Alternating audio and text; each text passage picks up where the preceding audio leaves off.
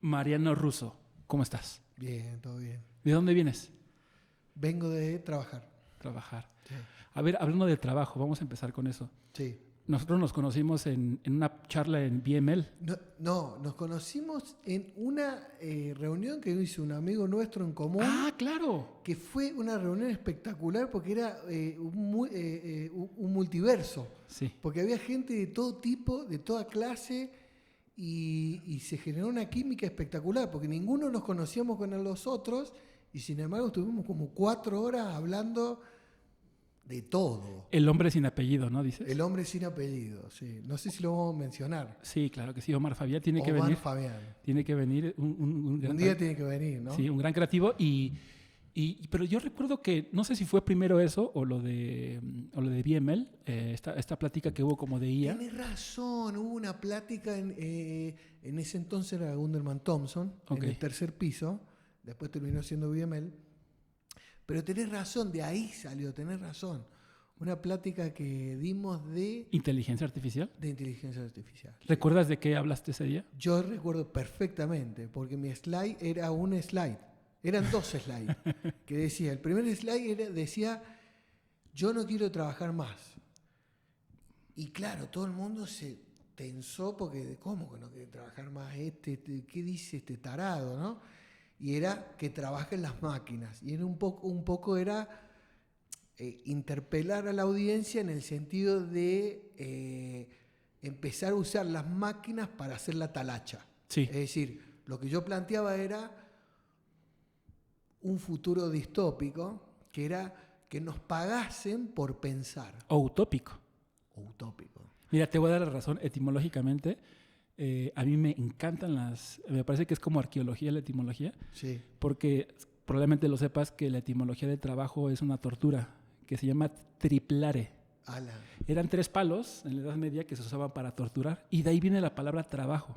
No, me mataste. Entonces, efectivamente, la IA nos tiene que liberar del trabajo. Supuestamente. Pero nos tiene que esclavizado porque ahora tenemos que trabajar viendo que no responda cosas inverosímiles, ¿no? Pues mientras tengamos una función está correcto. Mira, te cuento un poco de qué va el podcast. Se llama Duelo Sapiens y hay 2 maneras de entenderlo. La primera es la que yo quería, que es el duelo de la pérdida. Sí. Tú sabes que el duelo no tiene que ver con la muerte necesariamente, sino cuando pierdes algo, cuando muere algo, simbólico, ¿no? Una mascota, una relación, un trabajo y por supuesto la muerte, ¿no? Yo creo que nos estamos dirigiendo hacia un funeral, como decía un amigo que vino, escritor, estamos dirigiéndonos hacia un funeral y posteriormente vendrá un duelo. Y es el duelo Sapiens. Porque yo no sé en qué momento creímos que este iPhone, el Sapiens, es el iPhone definitivo. Siempre va a haber uno nuevo. Siempre hay uno nuevo. Y nuestra especie no es la definitiva. Lo que nos lleva a un duelo como especie, Sí. no hoy, no mañana, en 5, 20, no lo sé cuándo, pero va a llegar. O quizás hay gente que ya lo está viviendo. Pero por otro lado, un amigo que hace cine me dijo, oye, pero yo lo entendí como un duelo, o sea, literal como una batalla entre 2 mentes, ¿no? Un duelo Sapiens. Y dijo, también está chido. Está bueno. Me hace sentido. Entonces tú lo puedes interpretar como tú quieras, pero definitivamente se tiene que hablar de lo que nos incomoda mucho. Hace rato llevamos 1 hora platicando Sí. de cómo ya el monstruo está tan cerca que ya no lo podemos enfocar. No tenemos perspectiva. Ya no hay perspectiva. No, del tsunami hablábamos. Del tsunami. Que es una ola gigante que ya está tan cerca que ya no alcanzamos a dimensionarla. ¿Tú notas eso en el trabajo? Absolutamente. Y no solo en el trabajo, en la vida. Te lo decía recién. Es un cambio de paradigma. Y como tal es muy grande. Entonces, realmente es de incertidumbre. Tú, por ejemplo, te conocí un par de veces, me caíste increíble y te agradezco mucho que estés aquí. Y por lo poco que te escuché en esa plática y el día en la reunión, fue suficiente como para entender que eres una persona con bastante curiosidad y que te gusta batallar, te gusta pelear, ¿no? En el buen sentido, ¿no? Sí, sí, sí.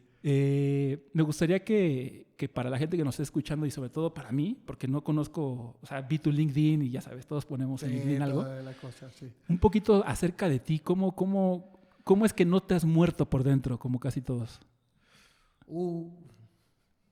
Bueno, habría que remontarse mucho en la historia mía, ¿no? Date. La autorreferencia, ¿no? A ver, yo soy hijo de un ingeniero informático que trabajaba para una compañía que se llamaba, en su entonces, Burroughs. Era la segunda después de IBM. Después eso terminó siendo Unisys. Es decir, yo jugaba a la escondida dentro de los mainframes, con lo cual a mí la computación no me la pueden contar. Yo la viví. Las computadoras en ese entonces eran metros cuadrados y eran gigantes, y las impresoras eran más grandes que este estudio, y que los discos rígidos eran más grandes que esto, ¿no? O sea, realmente las dimensiones eran muy, muy, muy grandes. Soy hijo de un matrimonio en el que también vivimos en el Paraguay, bueno, vivimos en varios lugares de Argentina, con 5 hermanos varones, yo soy el mayor, con lo cual, bueno, ahí hubo toda una historia también familiar. Yo decidí irme para el lado de la publicidad, pero hoy trabajo como director de datos. Siempre me dediqué al tema de los análisis. Director de datos. Sí, suena bien, ¿eh? Suena bien, pero bueno, es rimbombante, ¿no? Soy analista, soy un analista. Por ahí viene de ahí el espíritu que tú ves de combativo, ¿no? Porque el analista todo el tiempo se pregunta ¿por qué? ¿Y por qué? Y 5 veces ¿por qué? Es el ejercicio del análisis.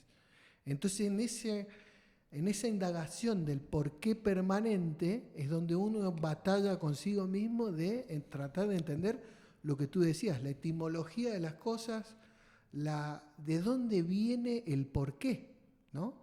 Entonces es una lucha constante de tratar de entender qué es real, qué es verdad.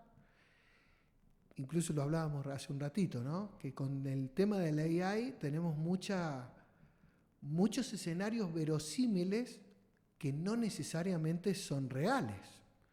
Bueno, ahí tenemos un montón de trabajo los analistas, porque hay que saber alimentar esa AI para que eso que es verosímil sí sea real.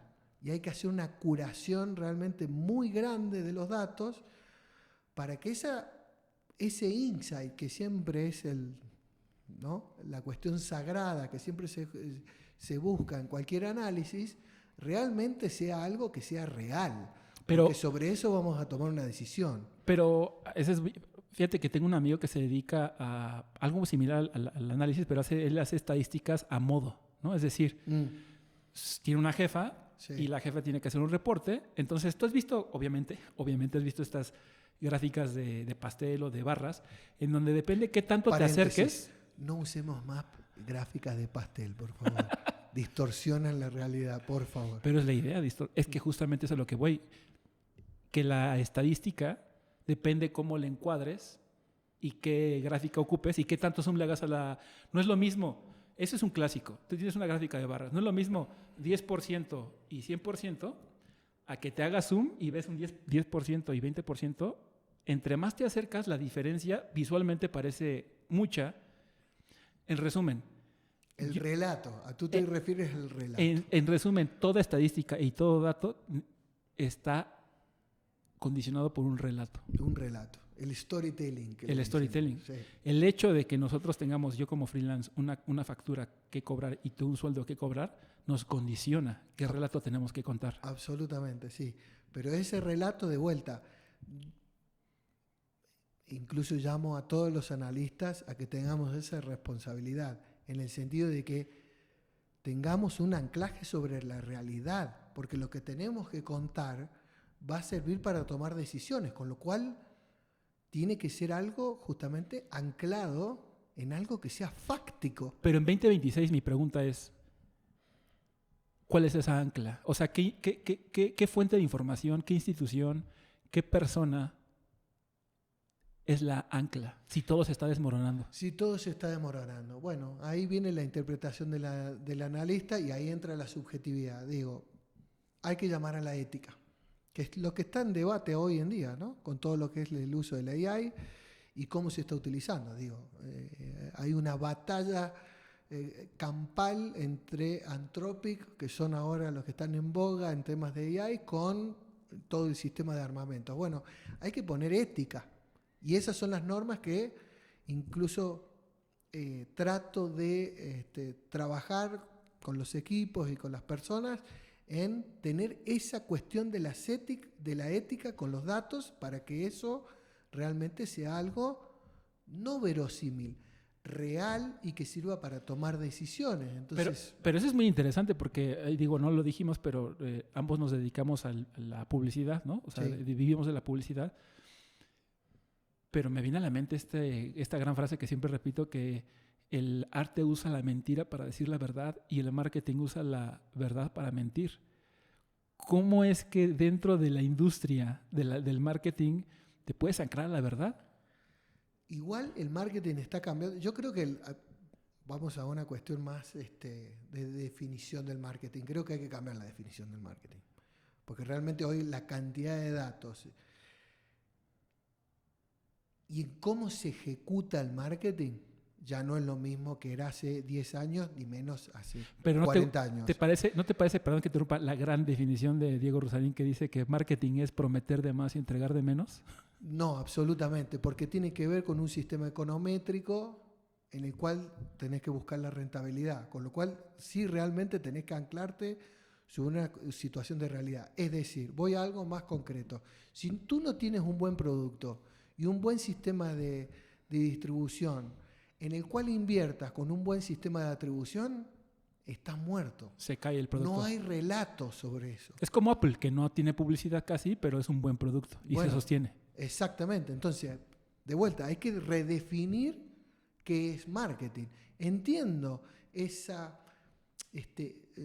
burla que se hace sobre el marketing, diciendo que es la hipérbole de absolutamente todo y con eso se puede construir un posicionamiento. Ya no. No aguanta, no lo soporta. Ya no se soporta. Y ese es el cambio de industria que estamos teniendo en estos momentos. Es decir, hay que empezar a curar datos, ponerles un sentido ético para que pueda crear inteligencia. La inteligencia no hay otra forma que no sea a través de información. Y esa información tiene que ser certera. Si no, no hay forma. ¿Vale? ¿Tienes algún ejemplo? Yo trabajé muchos años en agencia y convivía con planners, con cuentas, con todas las áreas. Y yo entiendo perfectamente que los proyectos muchas veces no se pueden platicar, que yo también siempre me preguntaba, tampoco estamos hablando de es publicidad, sí, ¿no? O sea, estamos haciendo ingeniería aeroespacial. No somos Anthropic, ¿no? Absolutamente. Peleando con Venezuela, pero sí. mi pregunta es, ¿tienes algún ejemplo en donde por ejemplo, tienes que dar un output, ¿no?, sobre la información y llegar a un insight? Y ese insight al cliente le parecía irrelevante o mentira y tú lo defendiste quizás porque sí estaba. ¿Tienes algún ejemplo que te haya como dado comezón así de pongan atención a esto? Sí, 1000, todos los uno. días. Cuéntanos uno. Que todos haya los pasado días. mucho tiempo. Todos los días. No, lo que sí te puedo decir es que hoy, por eso digo que hay que redefinir esa palabra de marketing. Sí, lo que te puedo decir es que hoy el trabajo es multidisciplinario. Es decir, el insight no lo llega solo una persona. Como antes se pensaba, ¿no? Claro, es la interlocución de un montón de personas. Y ese es uno de los cambios que estamos teniendo como industria. Dentro de las organizaciones, las agencias, cambia el modelo de trabajo porque ahora es multidisciplinario. Es decir, desaparecen las áreas. Si esto lo escucha mi jefe, Héctor Fernández, que es no lo va a escuchar, no te preocupes. Es un tipo brillante, todo el tiempo estoy diciendo eso, que desaparecen las áreas. ¿Por qué? Porque justamente la construcción de eso que se llama insight, que es una palabra que viene del psicoanálisis, claro, es la construcción de un montón de personas.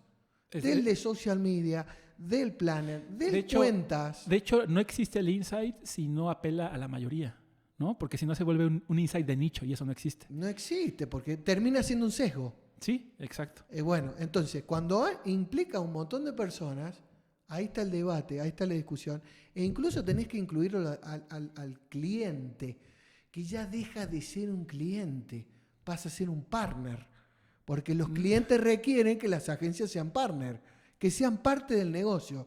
Y hay una cuestión, déjame hacer un paréntesis, un subrayado ahí con bold.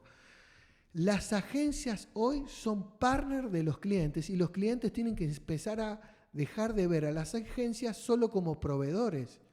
Porque las agencias, y ahí está la definición del marketing, las agencias digamos de marketing, y con el marketing que implica un montón de cosas: distribución, imagen, marca, inversión en media, un montón de situaciones. Las agencias hoy tienen que ser partners porque tienen que solucionar problemas del negocio. Sí, no de comunicación. Ahí está el desafío. Ahí está el desafío. Los planners, los creativos, tienen que empezar a entender cuál es el problema del negocio. Tienen que empezar a entender el negocio. Cuando vos empezás a entender el negocio, se acabó el relato. Mira, yo siempre he pensado que a lo mejor estoy mal, pero siento que... Estamos siendo medio radicales, No, ¿no? No. Es que yo creo que algo que no le vino mucho, que no le vino bien a la agencia de publicidad o en general al marketing, es que antes el humo no había métricas de humo. Ahora se puede medir todo. Ahora se mide todo, hasta el humo. Hasta el humo, hasta lo gaseoso. Bueno. Me refiero al humo en relación a vender solamente narrativa y Claro. retórica. Y no, porque lo subjetivo es difícil de medir. Claro. Pero tengo una duda muy puntual. A mí me encanta, yo nunca fui planner, pero siempre quise ser planner. Planner, para los que no estén en publicidad, es el Sí. que investiga, el que investiga el qué digo, ¿no? Ya el creativo dice cómo lo digo, ¿no? Que yo creo que ya no existe, ya se transformó todo, pero tengo una duda en relación a la IA. Sí. Tú sabes que desde hace varios meses, quizás años, ya está el Deep Research. Sí. De todos ya tienen, los el concepto ya tiene Deep sí. Research, que es decir, sale y busca información. Sale, busca información, la trae, Y sin embargo, y me he dado cuenta que el insight, esto que todo el mundo vive pero nadie lo verbaliza, y cuando alguien lo verbaliza dices, wow, es eso, ¿no? Tú has, a través de la gente, de los planners o tú mismo, ¿has hecho alguna investigación profunda, un deep research, que sí te arroje un insight que digas, esto no parece data, parece intuición? Absolutamente. Y te voy más allá. La intuición. Yo trabajo mucho con los creativos. Voy a decir, ¿pero cómo los de data trabajan con los creativos? Me siento en la mesa de los creativos. El equipo de data se sienta con los creativos. Los creativos. Yo tengo una suerte de poder trabajar con los grandes creativos que piensan en datos, que se preguntan sobre datos y que infieren sobre datos. Y ese es nuestro brief. Para los de data es ese el brief.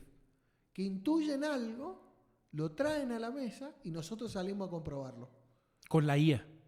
Con la IA, con análisis de O sea, una tabla dura. mi duda puntual es en el proceso o en el proceso cotidiano de llega un brief, ¿no? Llega una cuenta, Sí. quieres lanzar un producto, Victoria, ¿no? Quieres sacar una cerveza que tiene chocolate con menta, ¿no? ¿En qué momento, ahorita, por ejemplo, en donde estás, qué tanto en porcentaje la IA está metida y qué tanto... Es decir, si hubiera un lugar en donde está sentada la IA, ¿es trainee, es junior, es senior? ¿Quién es ahorita? Hoy. No, es líquido. Está en todos lados.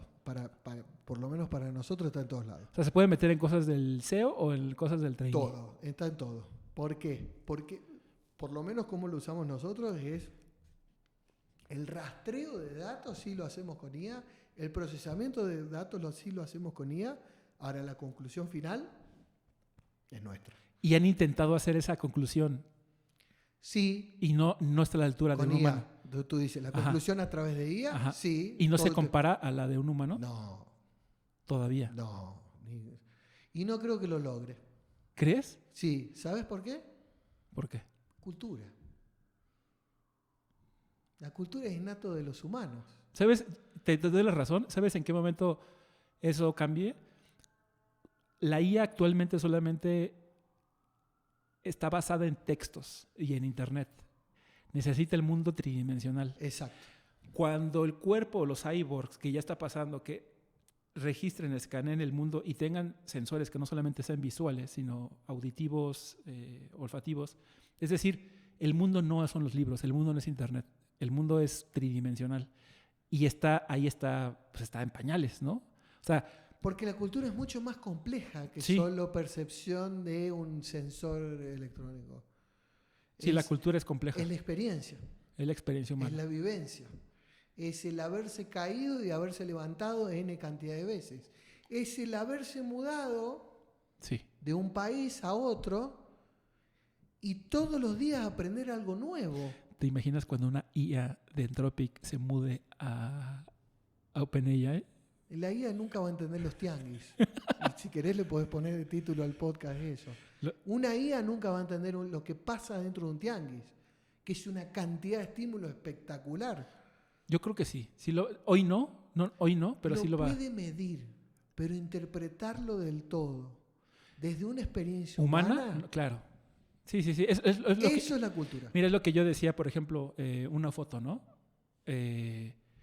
La foto hecha con inteligencia artificial, yo no estoy seguro si debe ser foto. Quizás necesitamos otro nombre.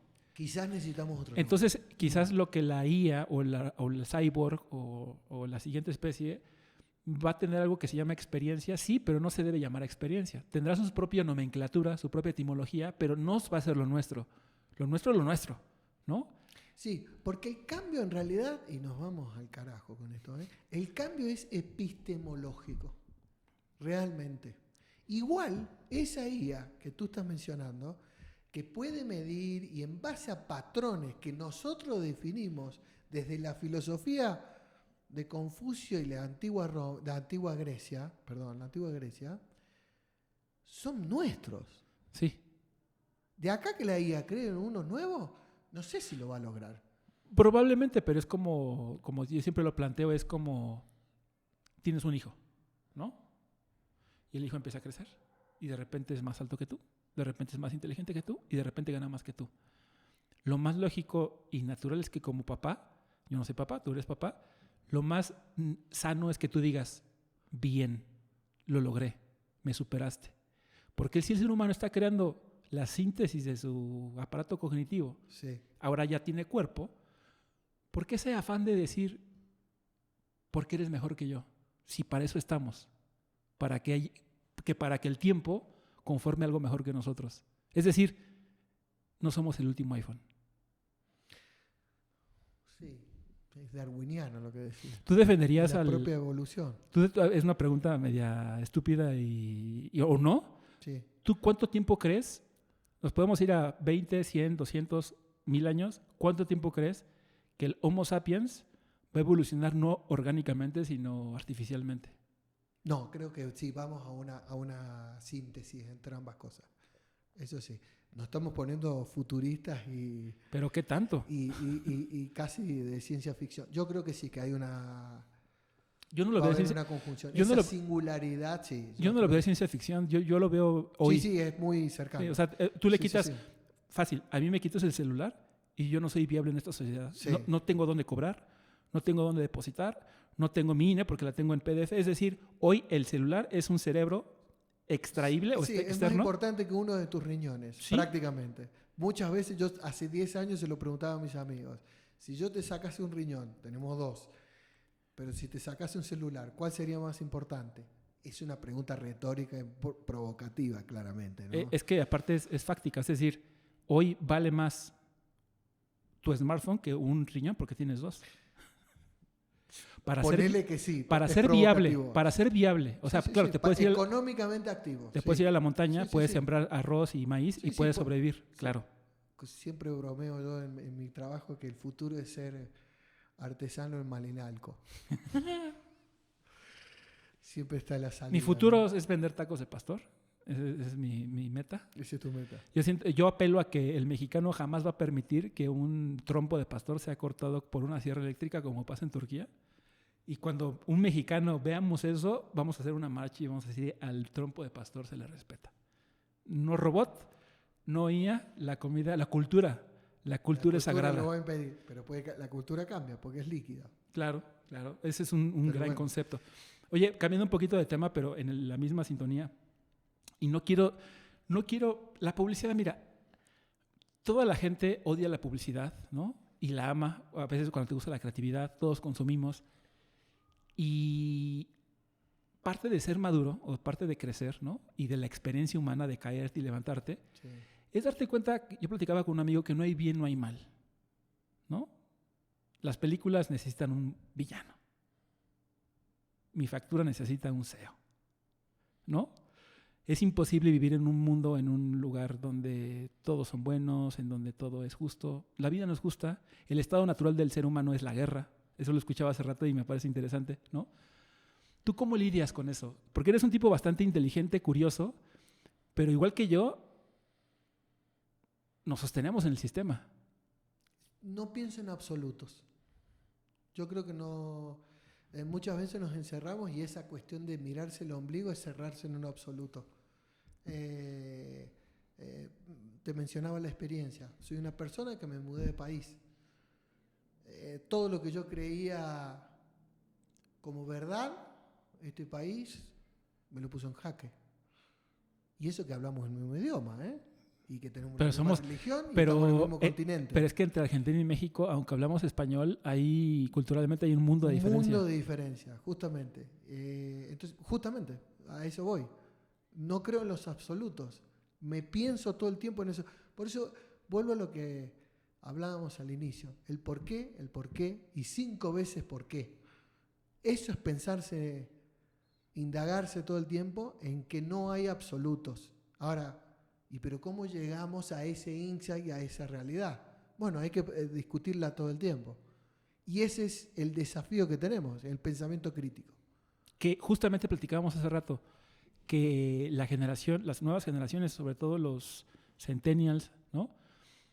Y no lo digo a manera de crítica, pero no, sí. Te estás poniendo en papel de boomer. No, me voy a poner mis audífonos de boomer con cable para decir que urge pensamiento crítico. Urge el pensamiento crítico, lo que nos va a salvar.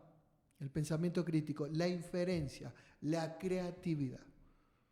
El unir nexos entre diferentes conceptos. ¿Y esa es una experiencia humana. ¿Tú considerarías que que la generación centennial, que es la que ahorita tiene ¿cuántos años? ¿25? Sí. ¿Crees que es la generación que más carece de pensamiento crítico? Puede ser que sí, porque... Y nos vamos a poner en papel de boomer.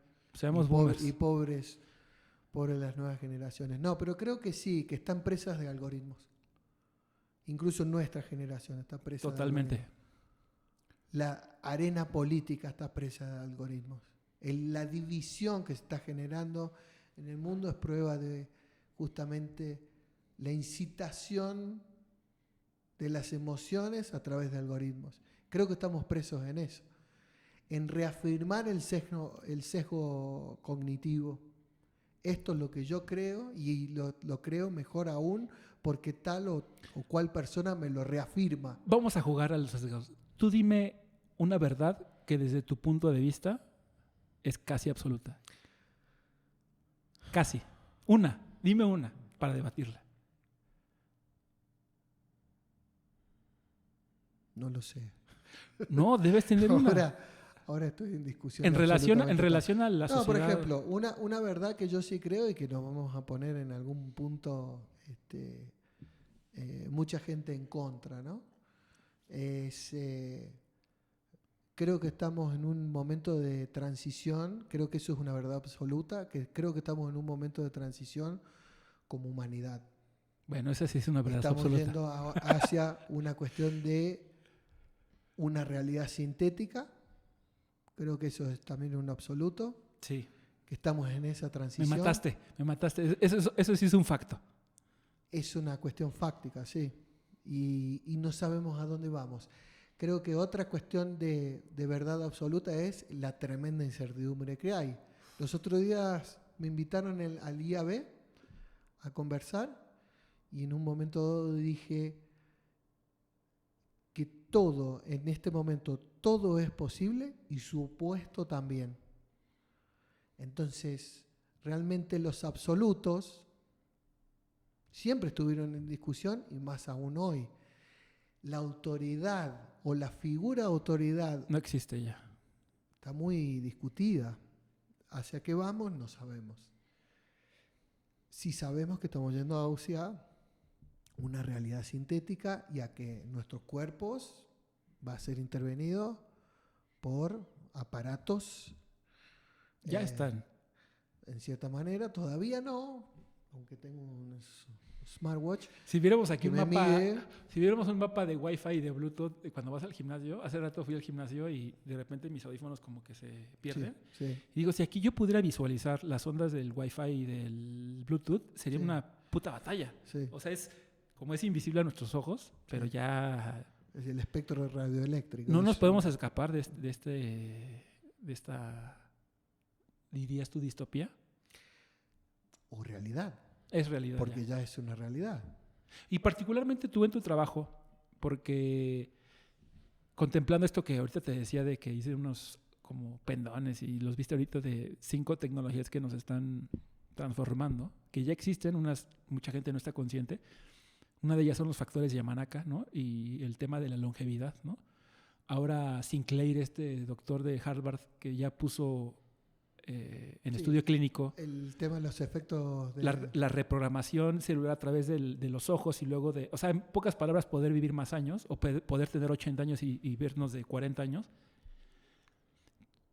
¿Cuál es tu esperanza, no de vida, pero cuál es tu esperanza activa cognitiva? ¿A qué edad tú crees que vas a poder estar como hoy estás? ¿Hasta qué edad? No lo sé, pero sí a mí me sorprende, por ejemplo, una situación muy presente que es el CEO de Oracle, Larry Ellison, el creador del SQL, de la base de datos de relacionamiento estructurado, ¿no? Tú lo ves en las conferencias y el tipo parece que tuviese 50 años, sin embargo tiene 80. Wow. O está cerca de cumplir 80, corríjanme ahí.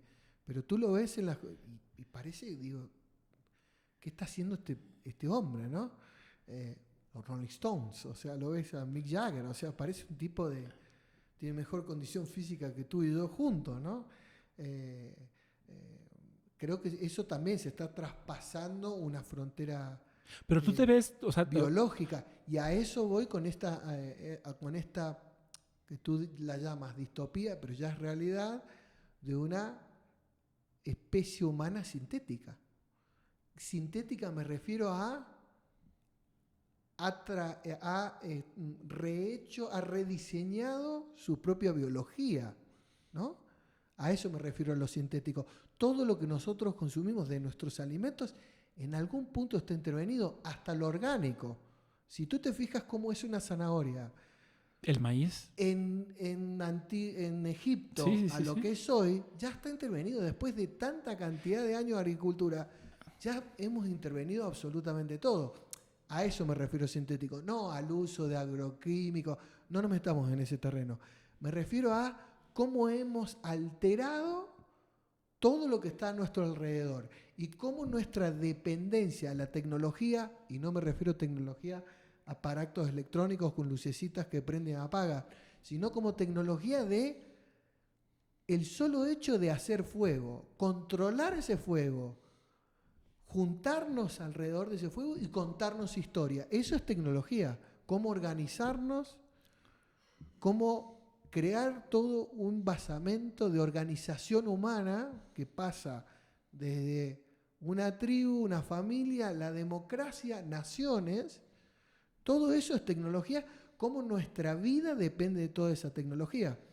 Hay una charla muy interesante del exdirector de Wire, no me acuerdo el nombre en este momento, he tomado mucha cerveza, así que pierdo algunas ideas, pero muy interesante porque está en TED, donde habla justamente de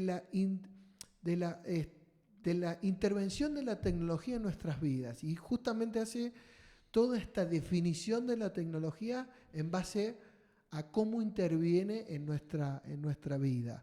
Y pones todos estos ejemplos justamente de cómo los humanos nos hemos ido organizando en diferentes etapas de la historia y cómo hemos en estos momentos empezar a lograr una expectativa de vida mucho más elevada. Bueno, los antibióticos mismos, cómo han logrado que nosotros dos hoy tengamos más de 40 años, yo casi con 50, y esté acá sentado, vivo y con un excelente estado de salud. Bueno, todo eso no es solo la tecnología de aparatos electrónicos, sino de todo nuestro conocimiento y cómo hemos intervenido en toda nuestra naturaleza. Es decir, hemos creado una nueva naturaleza hacia sí mismos y eso nos está haciendo una especie sintética. Sintética es intervenida por la artificialidad,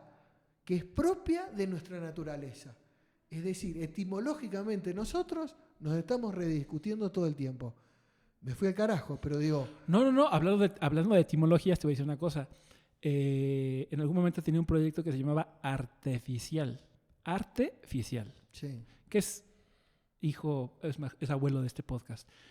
Y esencialmente nació porque busqué, me encantan las etimologías, y yo decía, ¿por qué suena arte, artificio, artificial? ¿Por qué todos suenan parecido? Si parece que son lejanos.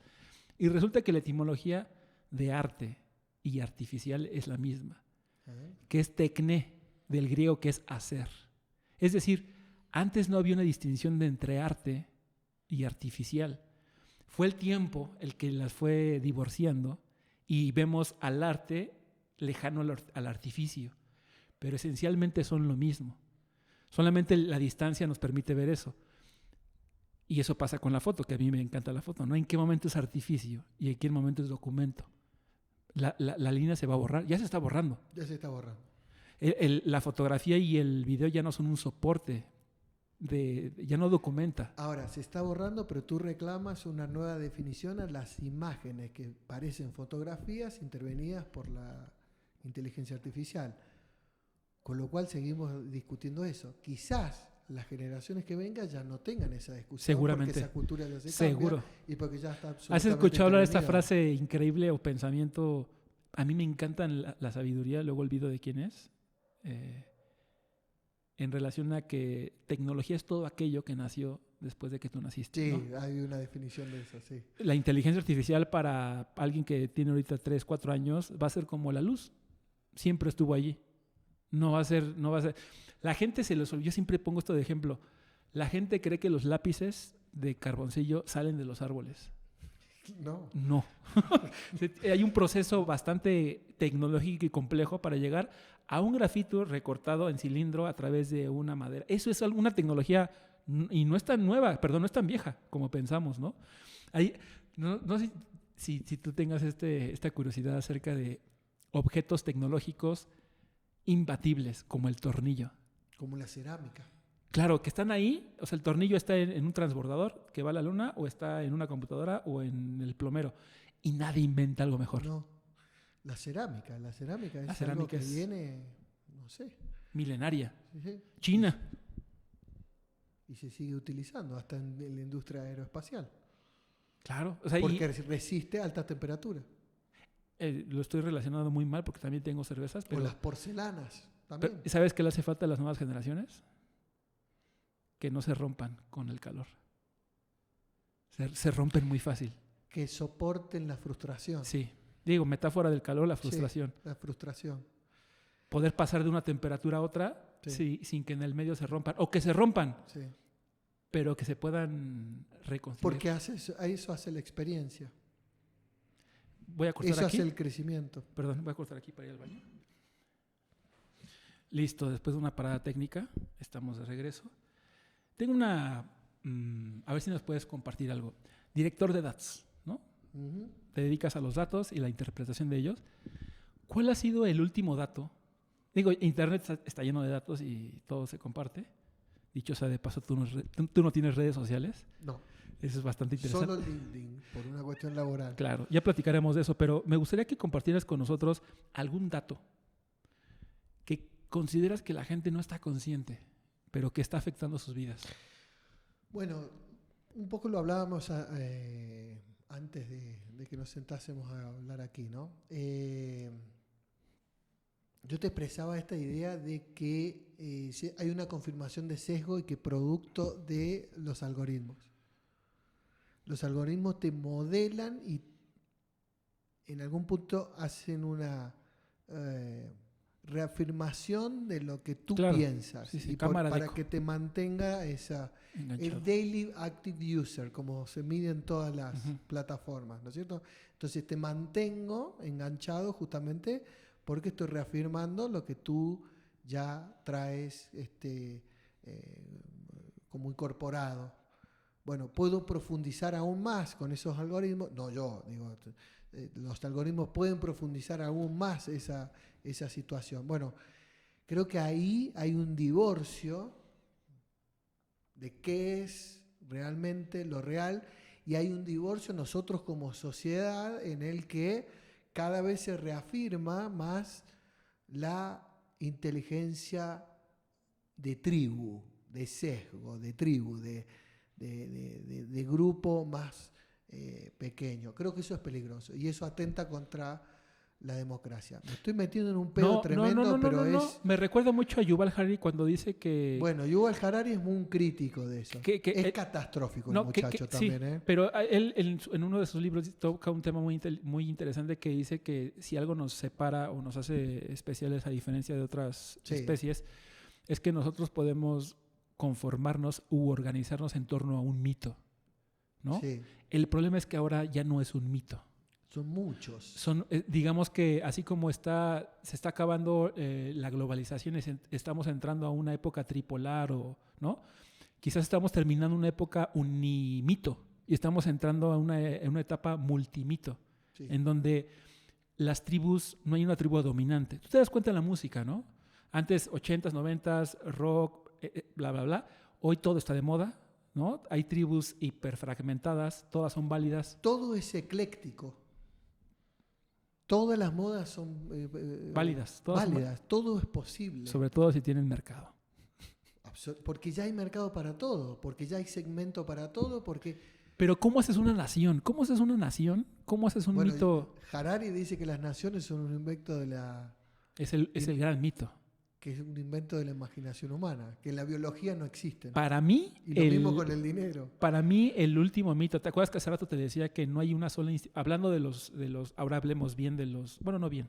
Justifiquemos a los centennials cuando te decía que si yo tuviera 25 años o 20, yo lo entendería perfecto en el sentido de que qué institución, qué figura de poder tiene la calidad moral para decirme así es. Nadie. Ni la política, ni el gobierno, ni la religión, ni el sistema, ni la mercadotecnia, ni la publicidad, ni los papás, ni la familia, ni la monogamia, ni la poligamia. Nadie está autorizado moralmente porque las grietas se abrieron y todos estamos encuerados. El emperador no es el emperador. La sociedad, ese mito, ¿no?, del emperador está desnudo, la sociedad se quedó desnuda. Entonces, es muy interesante cómo darnos cuenta que la realidad, la verdad, se está transformando. Pero me voy a echar un poquito para atrás. Suéltame un dato, algo que recuerdes así del 33%, o vimos en una estadística en donde, porque claro, yo ya no estoy conectado a las agencias, porque luego sí te soltaban datos del feminismo o del mercado de Estados Unidos o de que la lengua España o que México está de moda. ¿Hay un dato así fresco que tengas que te llame la atención? No tiene que ser malo, ¿eh? No. Sí, lo que llama mucho la atención es el tema de la presencia del ejercicio permanente de lo beauty, ¿no? De verme mejor, de intervenirme para verme mejor. Eso es impresionante. Realmente es impresionante. Nosotros que venimos de una generación de los 90s, donde estuvimos un poco más emparentados con una música como el grunge, como el punk, como el heavy metal, donde lo estético pasaba por algo justamente más dirty, más desprolijo, crudo. Más crudo. Bueno, hoy está muy fuertemente intervenido por reglas de la estética. Eso te cambia la ética.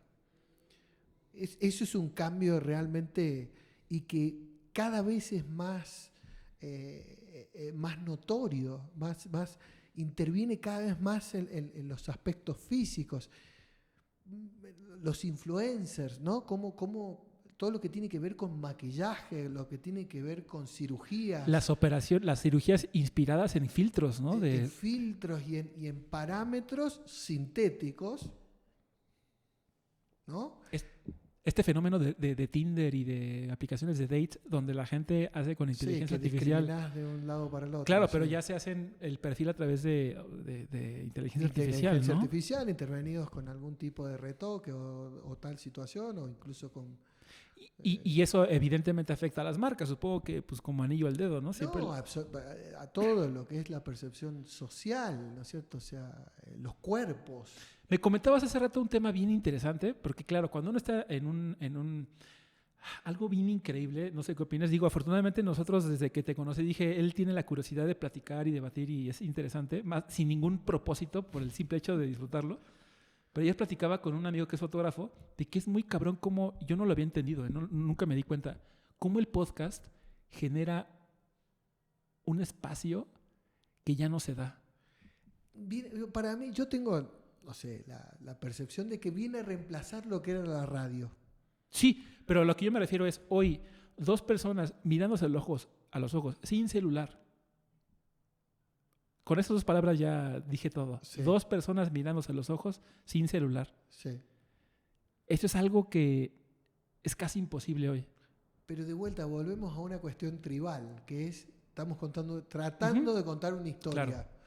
Es decir, si volvemos a la época de las cavernas, es el fuego y todos nucleados alrededor de ese fuego contándonos historias. Ahí es donde yo creo que justamente no llega toda esta artificialidad. La historia la puede contar la artificialidad, la historia puede tener otro storytelling. La última película de Matt Damon con... ¿Proyecto Fin del Mundo? No, ¿cuál? La última que salió en Netflix. No recuerdo. Matt Damon con el que era esposo de Jennifer López. ¿Brad Pitt? No. Ya. El que vendió una IA a Hollywood. Sí.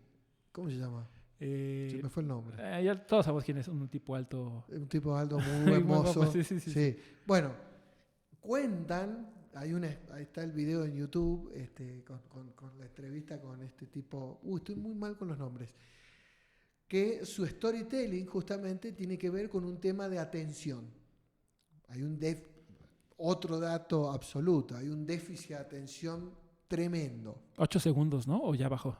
5 segundos, dicen. 5 minutos. Para ver una peli. Sí, 5 minutos claro. tiene que ocurrir algo. Un podcast en donde Matt Damon dice que los guiones, los scripts ya se hacen para que estés viendo el celular mientras ves que la Netflix película. los empuja a eso, ¿no es Sí. cierto? Con este tipo... Joe Rogan. Joe Rogan. Yes. Está Matt Damon Me salió y en no inglés. me sale el nombre del otro actor. No, es que es malo. Es que como anduvo con Jennifer López y ella es parte de Epstein, todo ese pedo, gente que come niños. Bueno, digo, volviendo al tema, hay un relato, hay una construcción de historia que puede ser intervenido. Ahora, Ben Affleck. Ahí cuentan cómo ellos tuvieron que modificar su guión y demás por un tema de déficit de atención. Ahí hay un dato absoluto. Eso es dramático. Dramático. Hay un déficit de atención, eso es absoluto. Por lo menos en Occidente. También. Ahí viene la relatividad. El déficit de atención por lo menos es en Occidente. En Oriente no sabemos. No sabemos. Ni con la IA podemos saber. No lo sé, porque también tienen otro modelo de percepción y demás. Por lo menos en Occidente está pasando eso. ¿Sí? Hay un déficit de atención. Si hay un déficit de atención, hay una falta de pensamiento crítico. Claro. Y en consecuencia, todo lo que viene. Las consecuencias son tremendas. ¿Sí? Si hay alguien de universidades, si hay alguien de docentes, hagamos énfasis en la situación del pensamiento crítico y también indago también a los educadores y a los que manejamos equipos a la lectura lineal. Libros o un ensayo, no la lectura de hipervínculos. ¿Okay? Bueno, aquí yo tengo que hablar, porque te voy a decir una cosa. Cuando vino Gabo, que es escritor, yo le planteé una pregunta de si considera que el lector o el formato o el soporte del libro está en extinción, porque a mí me cuesta mucho trabajo leer. Esa lectura lineal de la cual hablas, y que estoy de acuerdo contigo, o sea... Es un ejercicio mental... Sí, de atención. De atención, que incluso lo recomiendo antes de dormir, porque ayuda a conciliar el sueño, porque desgasta el cerebro de una manera saludable. Pero ¿estás de acuerdo que cuando tú tienes los receptores de dopamina fundidos ¿no? Tú no tienes redes sociales, eso es una ventaja. Pero en mi caso, que por ejemplo yo cuando quiero leer, quiero aprender algo, ¿no? Un concepto. Yo no pienso en autores, yo no pienso en películas. A mí me gusta pensar en conceptos, porque vengo de la creatividad y yo veo... Por eso luego tengo frases muy buenas que no son mías, que escuché, y yo me quedo con la carnita, con la esencia, con el tuétano. Y muchas veces pasa que si yo agarro un libro que se escribió hace 30 años, o 100 años, o 1000 años, antes no había la competencia que hay hoy. Y eso eso es algo que la generación nueva lo va a entender. Si yo leo un libro hoy y en una página, no me arrojas un aforismo, no me arrojas un dato, no me arrojas algo que me arroja un TikTok o un Reel, estás fuera. O un post en LinkedIn. Porque mi cerebro lo que está diciendo es, yo ya invertí 3 minutos y no me estás arrojando. No tiene que ser un dato, puede ser una narrativa. Algo, sí. Engánchame. Sí. Yo sí creo que el ritmo de estímulos, de adicción o de estímulos que pueden provocar los receptores de dopamina o no sé cómo se diga, han cambiado brutalmente. Sí. Hay un libro que le decía que a mí sí me provocó eso, que se llama El infinito en un junco, que es la historia sobre la literatura. Cada página, cada capítulo me dice algo que digo, es que no se trata de TikTok o de libros, se trata de que me está aportando algo que yo no sabía, uno que no se me olvida. Un antiguo sabio, Grecia, Sócrates, tipo de los grandes, ¿no? Que no quiso escribir, él jamás quiso escribir. Sócrates dijo, y lo tengo ahí marcado en mi Kindle, decía, yo no quiero escribir porque el día de mañana la gente va a preferir leer un libro creyendo que vivió en lugar de vivir. Es decir, su temor era, si la gente lee, va a creer que por leer una experiencia ya la tuvo, pero no la tuvo. Interesante, ¿no? Eso está pasando con la inteligencia artificial. No sé si con la inteligencia artificial. Claro, porque haces un viaje. Haces un viaje a Timbuktu, a la India, Abraham, y ves la foto y dices, ya lo hice, y no lo has hecho. Nos está pasando con absolutamente todo. Lo que tú crees es tu realidad. Y ese es el problema, que tu relato que tú tienes aquí dentro, crees que es tu realidad. Nunca estuvo más de moda la palabra empatía, ¿no? Realmente, ¿hay empatía? Yo te pregunto en serio, ¿hay empatía a nivel social? ¿Tú lo ves? No. ¿Lo ves en un semáforo la empatía? Está de moda porque no existe. O sea, nunca estuvo tan desdibujado el significado de una palabra como la palabra empatía. Cuando los algoritmos justamente lo que están buscando es... Es que los algoritmos son antiempáticos porque en definición el algoritmo significa que no tengo empatía sobre ti. Porque el algoritmo es una... La reafirmación de mi ser. Claro, para ser empático, mira, yo no sé qué opinas de esta idea, yo siempre he dicho, imagínate que pudieras rentar el algoritmo de Mark Zuckerberg, que pudieras ver lo que él ve, o de algún artista o de Putin, que pudieras un día scrollear el Instagram de Chayanne. ¿Sí me explico?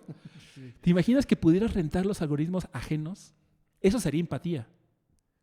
Porque ¿cómo ver empatía cuando hay una fragmentación del ser? Igual es medio difícil tener empatía con un psicópata como Putin, ¿no?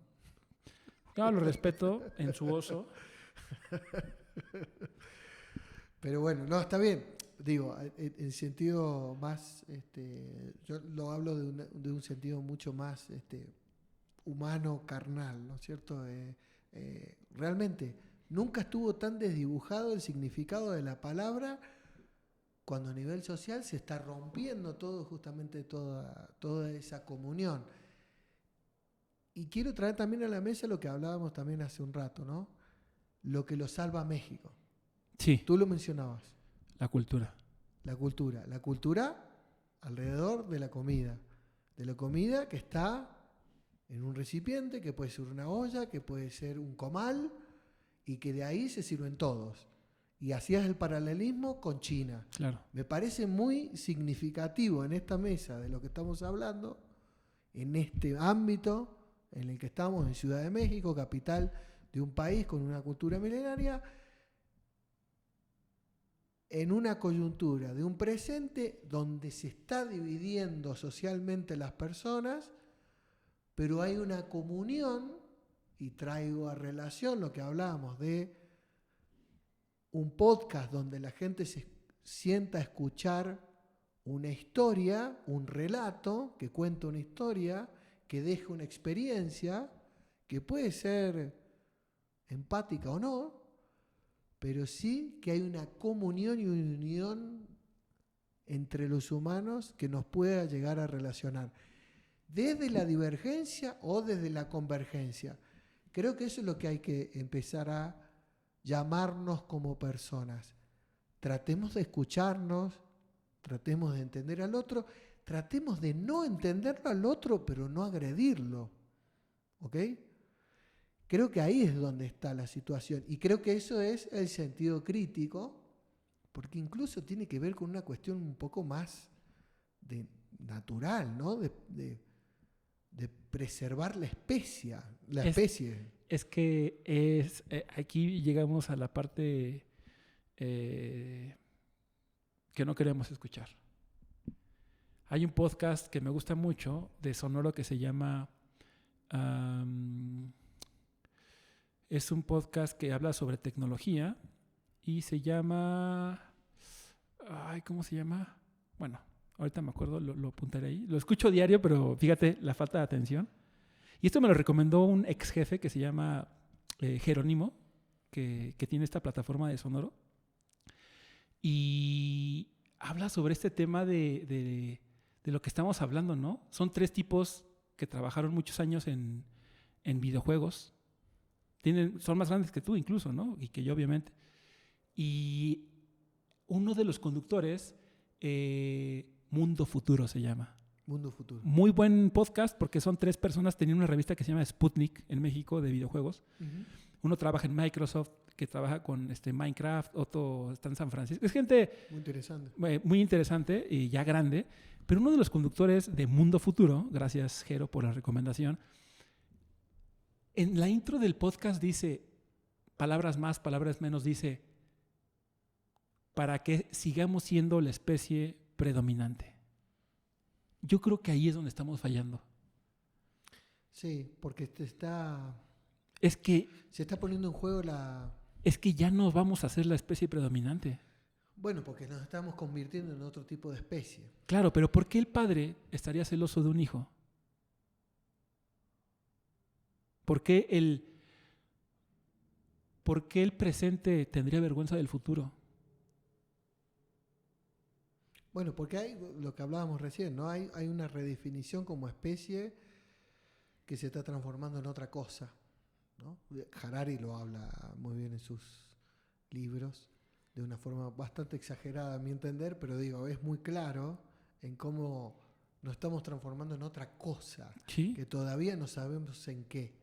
Y como tú decías recién, qué interesante vivir en esta era de esta transición, que es una confusión total que genera una masa de ansiedad en una incertidumbre total. Ahora, estamos en un momento clave de esto que por ahora llamamos humanidad. Por ahora. Por ahora. Mira, yo solamente tengo un tatuaje. Un paréntesis. Sí. Estamos rediscutiendo si esto es humanidad y veníamos de rediscutir la definición de el marketing. O sea, lo chiquito que queda, ¿no? Mira, bueno, pues es que a eso nos dedicamos, pero fíjate que te quería comentar que yo solamente tengo un tatuaje, lo voy a poner aquí porque para mí eso define todo, ¿no? Es más, ahorita te lo enseño, pero creo que te lo voy a describir y lo vas a entender bien. Para mí yo ahí resumo todo. Es un personaje mesoamericano, prehispánico, puede ser maya, azteca, lo que tú quieras. Se está sacando el corazón. Porque tú sabes que se nos daba eso, ¿no? De sacarnos el corazón. Sí. Se está sacando el corazón lleno de sangre. ¿Y quién crees que lo está tomando? Un cyborg, un robot. Ah. Para mí, si una misión, si un propósito tenemos, porque esto es imparable, inevitable, es darle ese corazón a lo que sigue.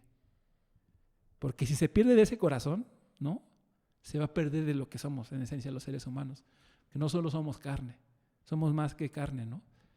Y simbólicamente para mí es, si un maya se saca el corazón y se lo entrega a un cyborg, es, tú sigues, tú eres la estafeta, pero que no se te olvide de dónde vienes. O sea, que si Anthropic lo está haciendo muy bien, que no se te olvide que además de guerras, sabes inventar la paz. Sí, es como la parte final de Blade Runner, ¿no? La primera, ¿no? Sí. Está el cyborg muriendo y reconociendo la humanidad. La paz es fruto de la guerra.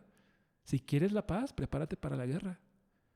Y creo que nos estamos preparando ahorita. Esto es una guerra individual, colectiva, filosófica, etimológica no, y epistemológica. Epistemológica, Sí. Cognitiva, metacognitiva. Y no nos queda más que disfrutarlo. ¿Qué más vamos a hacer? No lo podemos cambiar. No lo podemos cambiar porque es parte de un sistema, así que... Epistemológica. Sí, lo que podemos hacer, de vuelta, sí lo que podemos hacer es tener la valentía del pensamiento crítico y poner en juego, en discusión las cosas. Sí. No, el discutir no es mala educación, no es incomodar. Hacerlo desde el respeto, pero sí poner en debate las cosas, ¿no?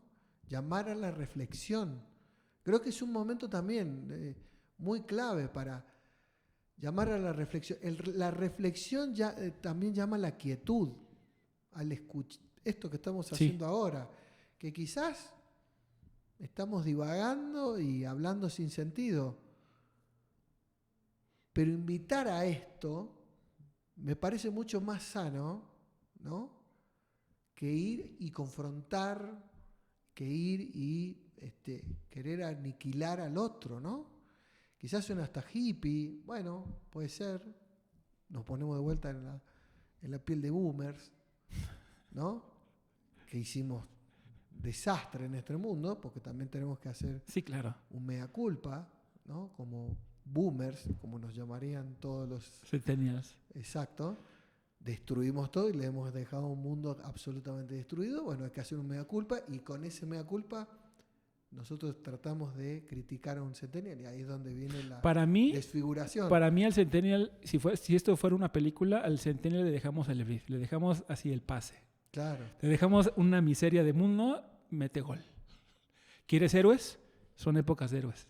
Y no vamos a ser nosotros. No. Tiene que ser gente joven. Tiene que ser gente joven con esta capacidad de poder asimilar conceptos, como te digo. Creo que para mí una de las cosas del futuro es el arte, es la creatividad, es el pensamiento crítico, es el poder unir ideas, conceptos inconexos, ¿no? Generar relaciones no solo humanas, sino también conceptuales. Creo que a eso deberían dedicarse las universidades. Y perdón, me tomo la soberbia de criticar a las universidades, pero creo que debería ir por ahí. Tú lo mencionabas también más temprano, me parece importante también todas las cosas que hablamos recién. Las universidades no solo es la formación académica e intelectual, es la experiencia de ir a un lugar donde hay otros pares. Y empezando por la frustración. La frustración de salir mal en un examen. De que una chica no te haga caso, que te rompa el corazón. Te rompa el corazón que te traicione un amigo, que repruebe, o que tú seas el que traiciona. Es decir, la experiencia humana y la socialización es algo que la universidad da y que la IA no da. Ahí es donde voy yo, donde no va a llegar la artificialidad a esa situación. Puede que todas esas experiencias estén intervenidas por una artificialidad. Sí, claramente. Acá estamos haciendo un podcast. Pero el sentido de verdad universal me parece que va por otro lado. Totalmente. ¿no? Fíjate que me gustaría como para ir concluyendo un tema, a ver cómo lo comprendes, cómo lo vives tú. Tú sabes que los duelos tienen etapas, Mm, ¿no? Tienen una etapa como de resignación. Bueno, primero negación, sí. ira, frustración, integración. Un amigo diría monetización. Pero frente a esta disrupción de la tecnología y bueno, la parte cuántica o la computación cuántica, ¿tú en qué etapa te consideras que estás? Bueno, y quieres decir algo. La computación cuántica. Si teníamos un problema de incertidumbre, de ansiedad, de no saber qué va a pasar en el futuro, viene la cuántica. Eso creo que la gente, esa sí no la debe venir, ¿eh? No la entiende nadie. ¿No? Yo tampoco. No, yo no entiendo. Yo, pues no, evidentemente no, pues soy un fotógrafo. Sí, lo que puedo visualizar es que el tsunami, si ya era grande, la ola del tsunami, si ya era grande, con lo cuántico es logarítmicamente más grande. Fíjate que yo vi un documental que por fin entendí prácticamente, no teóricamente, que es el concepto cuántico, la computación cuántica, cómo nos va a afectar. Y es un video de la Deutsche Welle, creo, en donde explican... Muy bueno ese video. ¿Sí lo viste? Sí, que muy buen video y muy bueno cómo lo explica de una manera didáctica. Que un banquero de HSBC no habla sí. O sea, ok, no vamos a entender qué es la que es un especialista en criptografía porque HSBC ya está pensando en cómo generar criptografía que no pueda ser vulnerada por la computación cuántica. O sea, ya están empezando a trabajar en tecnologías de ese sentido. Impresionante. Esencialmente lo que dicen, que es lo que estás diciendo tú, que digo, olvidémonos de los conceptos científicos, básicamente dicen lo siguiente. Todo estado o todo banco que no desarrolle computación cuántica es vulnerable de aquí a 5 años. Eso salió hace 1 año y medio. Es decir, en 3 años y medio, cualquier estado o cualquier entidad financiera que no tenga computación cuántica queda vulnerable criptográficamente, es decir, van a acceder a sus datos. Todos los secretos, se saben todos los secretos. No hay que entender la computación cuántica para entender algo. Eso, ya. Para entender algo. Nuestra cuenta de BBVA, si BBVA, que estoy seguro que hoy ya está desarrollando o se está metiendo en la computación cuántica, el que esté fuera, sobre todo los estados, van a ser vulnerados. Y eso sí lo entendemos. Y como dices, si creemos que la inteligencia artificial es un tsunami, pues viene uno más grande y que se suma a la inteligencia artificial. Y eso se vuelve ruido blanco. Porque cuando todo es bello, nada es bello. Y cuando todo es terror, nada es terror. ¿Y sabes qué hago? Bad Bunny, viajes, ¿no? Y todo lo que me abstraiga de esta realidad. Sí, esa situación va a estar complicada, sí. ¿Pero en qué estadio del duelo frente al futuro te consideras? ¿Ya lo aceptaste? ¿Tienes ira? ¿Lo estás integrando a tu vida? Sí, yo soy coleccionista de vinilos, así que no tengo redes sociales, colecciono vinilos, mis padres murieron, vivo solo en México, tengo un hijo, pero vivo solo en México. Tener hijos es vintage. Es vintage, ya a esta altura ya es vintage. Sí. La resistencia, ¿no? Sí. De humanos. Sí. A mí lo que me calma es esto, poder hablar con las personas. Por eso también tú me decías, ¿no? Das discusiones de forma acalorada de la nada. Bueno, porque justamente busco empatizar con alguien o transmitir mi idea con alguien y tratar de conectar con las personas, porque creo que eso es lo que a mí me mantiene como parte de algo. A todos. Lo hemos olvidado, pero a todos, ¿no? Pero hay mucha gente que quedó muy mal después de la pandemia con esa situación. Hay mucha gente que quedó aislada. Sí. Sí. No sé si es darle una responsabilidad al Estado, pero sí como sociedad hay mucha gente que quedó marginada, desconectada y hay que atraer, ¿no? Yo siento que ya tiene rato que a mí no me gusta echarle la culpa ni al Estado, ni al sistema, ni al capitalismo, ni a Epstein. Tenemos que hacernos... Sí, porque digo, esto está muy mal que lo diga, pero es como el feminismo, ¿no? Cuando te condenan a ser víctima, te quitan agencia. Y cuando te quitan agencia ya no tienes responsabilidad ni poder. Y eso es para el movimiento woke y para la gente de dinero es perfecto, porque te hace víctima. Pero Y es más fácil ser víctima claro, que ser claro. protagonista. Yo sé que el sistema todo está mal, pero yo soy creyente y tengo la fe de que tenemos agencia todavía. El hecho de que estés aquí, que te lo agradezco, el hecho de hacer todos los millones de podcasts que existen, de algún modo es eso, es, ok, aquí hay tecnología, esto lo voy a editar con inteligencia artificial, ¿no? Ya puedo hacer un podcast solo, me refiero a Milton y los invitados, que son la columna vertebral del podcast. Pero de algún modo es usar el sistema para platicar. Claro. Es usar el sistema a nuestro favor. Claro. Porque el sistema está y está lleno de vicios. Pero hay que ser lo suficientemente inteligente para Sacar usarlo provecho. a favor. Y tratar de traer más gente hacia este lado. A sensibilizar a que, ¿no? Se puede hacer. Pues mira, mejor. aprovechando esto no lo había hecho, pero para concluir, ¿tú consideras que hay una persona que le gustaría estar sentado aquí para platicar y sentarnos en una fogatita? Mira, la fogata ya es una mezcladora con foquitos, pero... Una persona, bueno, el amigo nuestro, Omar Fabián, tienes que estar aquí. Tiene que estar acá. El culpable de que nos hayamos conocido Sí. y de esa reunión aleatoria que fruto de esa reunión aleatoria es conocernos y platicar de todo eso. Sí. Otra persona que a mí me gustaría recomendar es una gran amiga mía, compañera de trabajo, pero amiga, Eudisa Quevedo. ¿Y es planner? No, ella es una researcher. Aunque ella dice que no, ella es una investigadora, realmente, una gran pensadora. Eudisa. Fanática del tema de los perfumes, con lo cual ahí hay mucho para hablar. Me encanta ese tema. Mucho, de las aromas. Sí. Hay todo un capítulo que yo ni estaba consciente de eso. Sí, Eudisa Quevedo es un personaje álgido para hablar y platicar de miles de millones de cosas. ¿Sí? Fíjate que no se me había ocurrido, mucha pero cultura. Es una gran idea en el podcast aventarle la pelota al invitado y que ponga en la palestra a otra persona, a otro ser humano para platicar. Sí. Que es lo que tanta falta nos hace. Sí. Eso es lo que hace falta, a platicar, ¿no? Espacios de plática, sí.